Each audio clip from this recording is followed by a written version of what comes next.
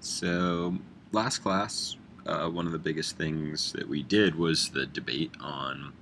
um, whether it's a good or bad thing that companies own private data,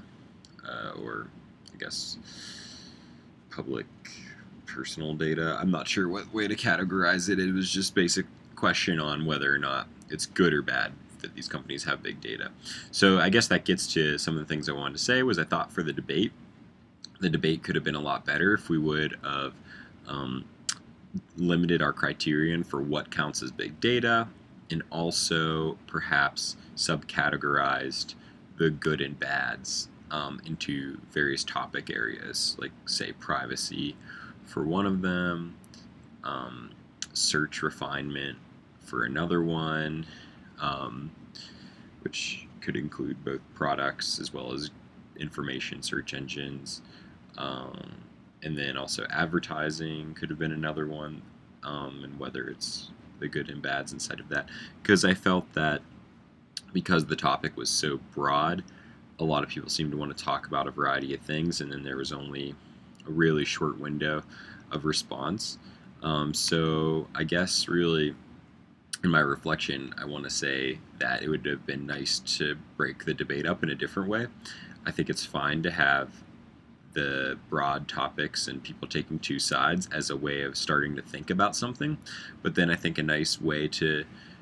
develop even further from there would have been to break people up into interest groups and have smaller debates, maybe say four groups, where each group only has three people for, three people against, or two and two, um, and then allow them to have kind of more specific,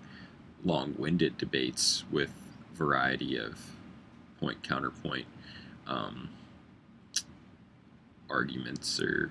back and forths or whatever, because it just felt very limiting this week to try to do it with the whole class. It was great to see everybody's initial idea, but people didn't get a chance to follow through with their ideas or take them to the kind of logical limits of what was meant by the pro or con that was added. And to me, that's the big I guess, contribution debates can make to public understanding or one's own understanding is it allows people to actually articulate an argument on something that they may have been talking about or thinking about for a while, or that might be a hot topic in the media, or that people might have all these opinions on. And then in engaging in a debate, what they get to do is kind of take that argument to its logical conclusion as it's held up against another argument. Now, of course, debates are still subjective to some degree, but especially for a classroom setting, I think it would be most beneficial for people to be able to take the debates and the individual arguments out a few more steps,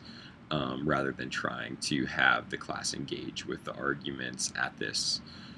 universal global level of every single person engaging and responding to what they want and only getting just this one short response, and then the other person doesn't get a chance to actually respond. And I did get that as a feeling that everybody wanted to respond